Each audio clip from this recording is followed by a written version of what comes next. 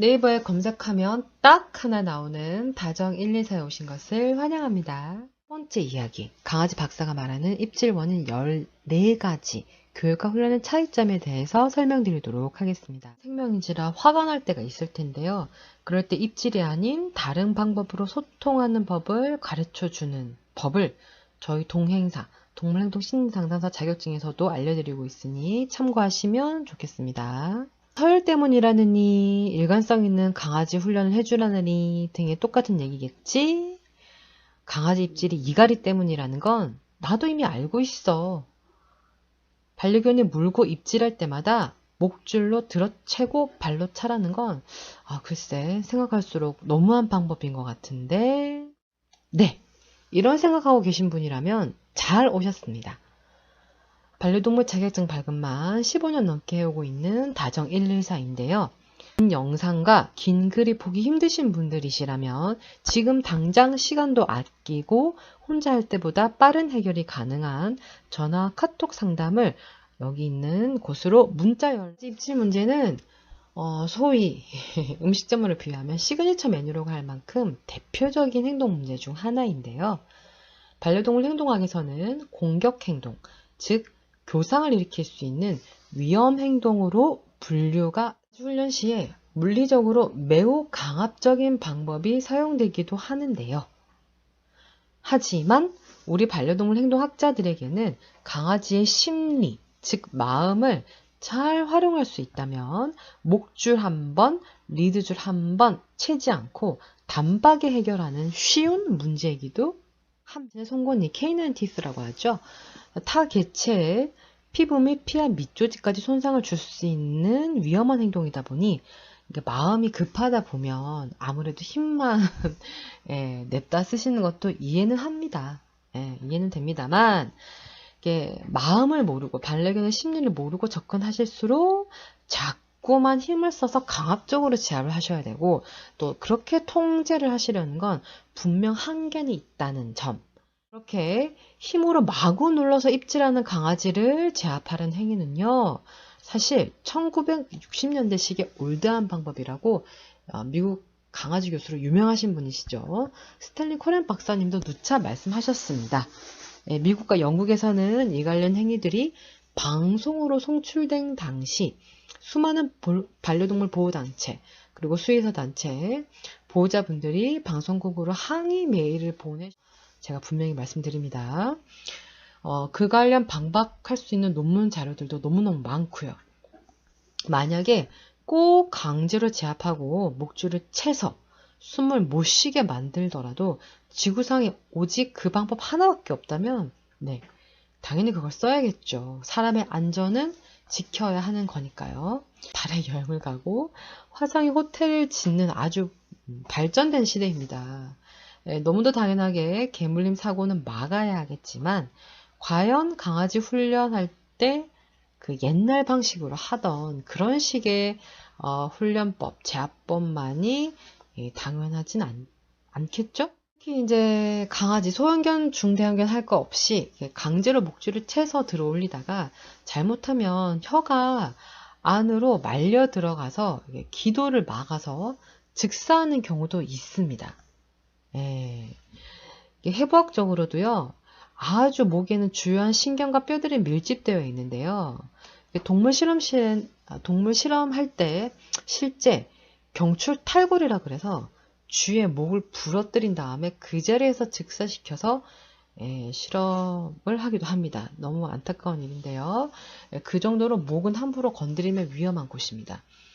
그런데 만약 여러분들이 그 정석처럼 알고 계시는 그런 방법, 성인 남자가 온 힘을 다해서 반려견의 리드줄을 그렇게 수직으로 잘못 들어 올렸다가는요, C자 연골에 압박이 가해져서 기도가 막힌 다음에, 그리고 이런 상태라면 당연히 이제 본능적으로 뇌에서 경보 발령을 내립니다.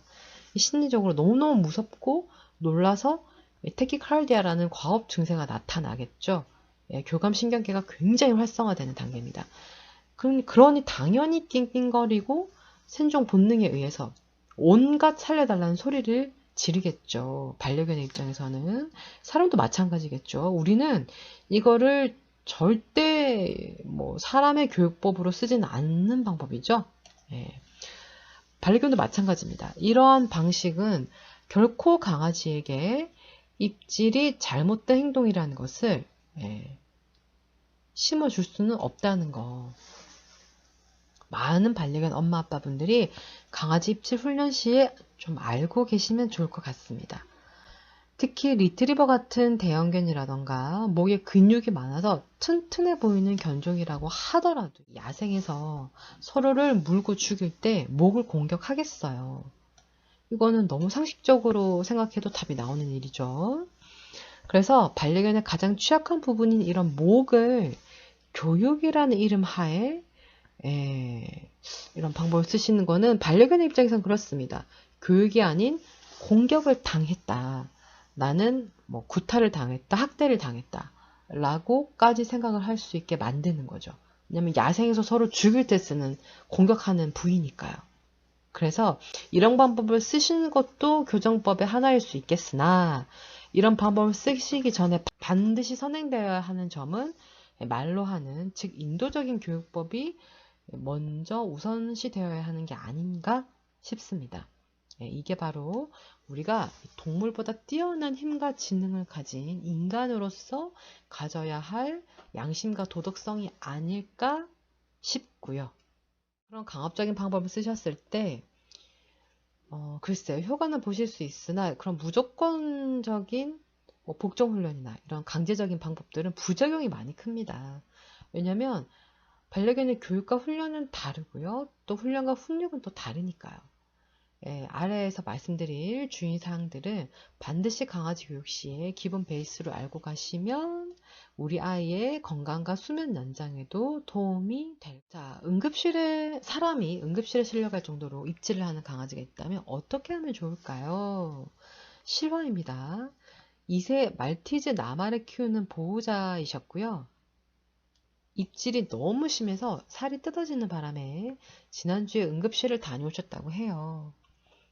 안고 있다가 내려놔도 입질하며 물려고 하고, 또 여자 손님이 오면 달려들며 물려고 하고, 또 강아지 동생을 데려오면 나을 거라고 해서 또 추가 입양도 고려를 하셨는데요. 과연 그게 진짜 강아지가 입질하는 원인이 맞는지, 동생이 없어서 입질을 하는 건지, 그러니 동생을 데리고 오면 입질 문제가 멈출 건지 당연히 의문스러우시겠죠. 네. 남들이 썼던 방법이라 그래서 우리 강아지에게 100% 맞다, 좋다 라고 볼 수는 없으니까요. 만약 안 맞으면 어떻게 할 겁니까? 그 부작용과 뒷감당은 어떻게 할까요? 그죠? 상당히 부담스러운 일이죠. 기분이 아마 왔다 갔다 하실 겁니다. 왜냐면 으르렁거리면 또 무섭고, 자고 있는 거 보면 사랑스럽고, 근데 이렇게 다치면 아프고, 정말 힘드실 것 같습니다. 이런 문제도 다행히 다 해결은 가능한데요. 개물림 사고로 이어질 수 있는 이런 반려견의 입질 원인으로 아래 이야기들이 인터넷상에 거론되고 있습니다. 어떤 것들이 과연 정답일까요? 첫 번째, 동생 안 만들어줘서, 아까 말씀드렸죠? 동생 만들어준다고 입질이 다 해결될까요? 네, 아마 제가 강아지를 파는 입장이라면 그죠? 된다고 말할 수도 있을 것 같기도 한데. 자, 두 번째, 오냐오냐 키워서? 글쎄요. 오냐오냐 키운다고 모든 개들이 다 입질을 할까요? 물론 그럴 수도 있습니다만, 오냐오냐 키우는 모든 개들이 입질을 하진 않습니다. 즉, 이게 근본 원인은 아니라는 거죠.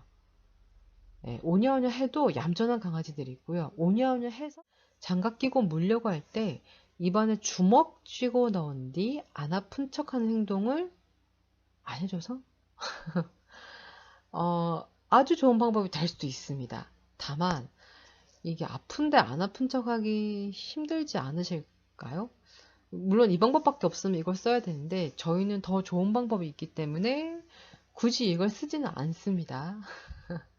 자, 네 번째, 서열 정리가 제대로 안 돼서? 네, 물론 이것도 원인이 될 수는 있습니다만 도대체 그 서열 정리라는 걸 어떻게 해줘야 되냐는 것이죠.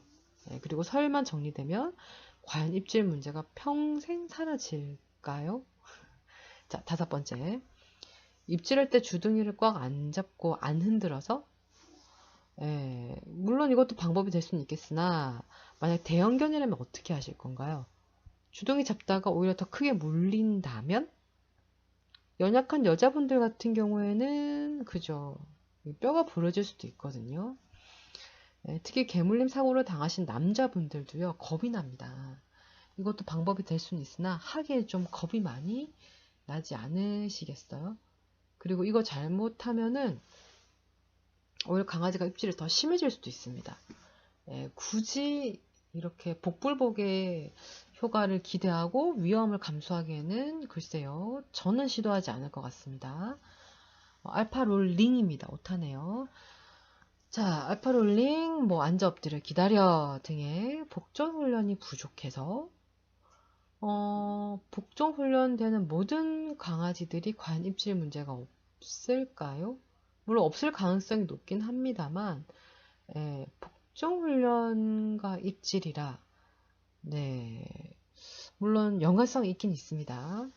자, 8번째. 소리를 질러 기선 제압이 필요해서 나보다 작은 강아지랑 기싸움 하셔서 뭐 하시려고요?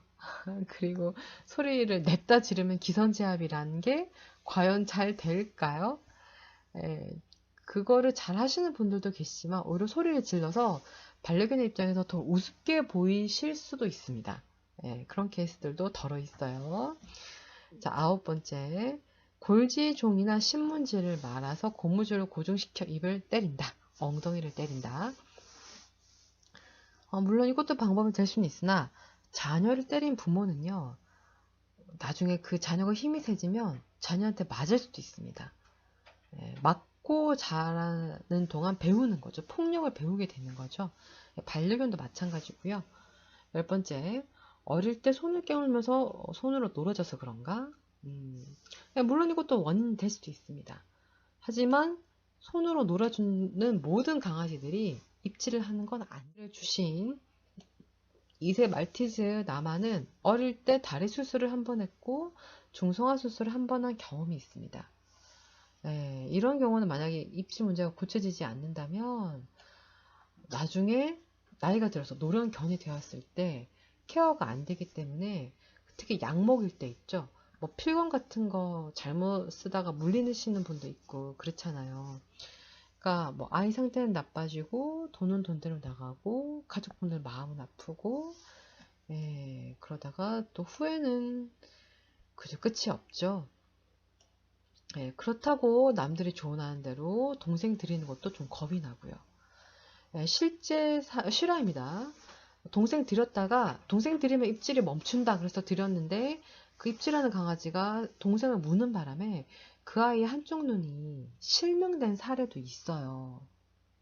그렇게 온라인에 나와 있는 방법 중에는 맞는 것도 있지만 실제 행동학적 근거가 없는, 근거가 부족한 그런 방법들도 마치 정석처럼 알려진 게 많기 때문에 이런 것들 잘못 쓰시게 되면요 멀쩡한 강아지 병원비 엄청 들 수도 있죠.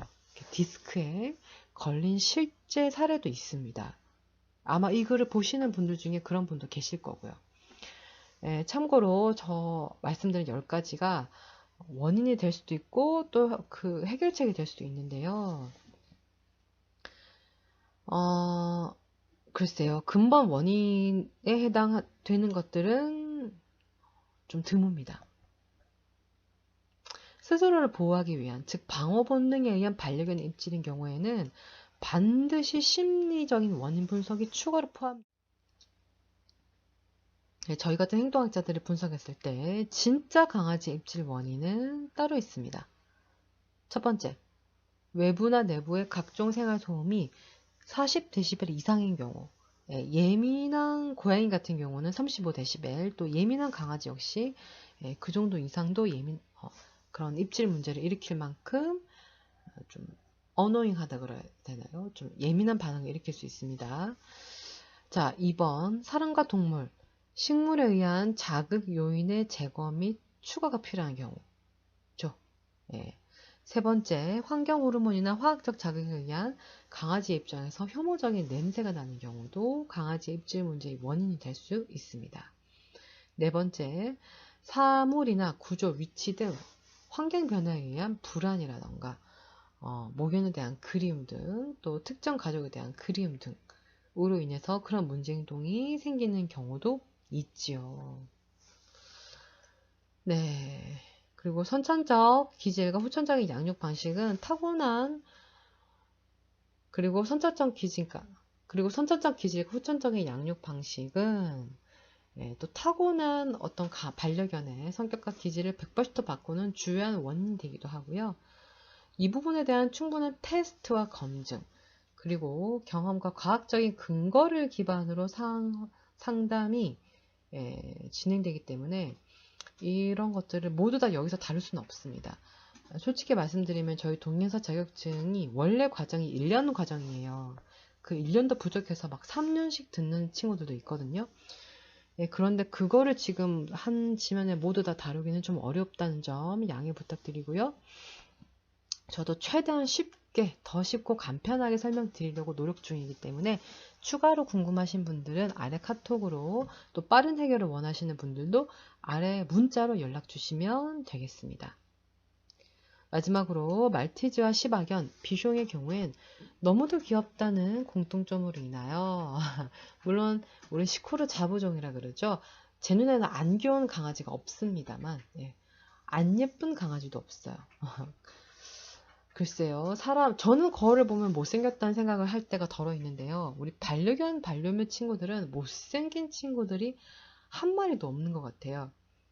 보통 양육 과정에서 이렇게 오냐오냐를 연발하시다가 본의 아니게 지즘 문제를 긍정 강화를 시켜 버리시는 경우가 있습니다. 또 얌전할 때는 긍정 처벌을 하시는 경우가 있는데요. 행동학에서는 긍정 강화의 경우는 어떠한 자극이 추가되어서 해당 행동을 강화시키는 경우를 뜻하고요. 긍정 처벌은 어떠한 자극이 소거되어 해당 행동의 빈도수를 낮추는 것을 뜻합니다. 이 두 단어로 행동 교정이 끝난다고 말할 정도로 아주 중요하긴 합니다. 제가 아무래도 강의를 하는 사람이다 보니 소위 설명충이라 그러죠. 이번 편을 끝내려고 했는데 글이 너무 길어지는 바람에 여기서 마무리를 할게요. 다음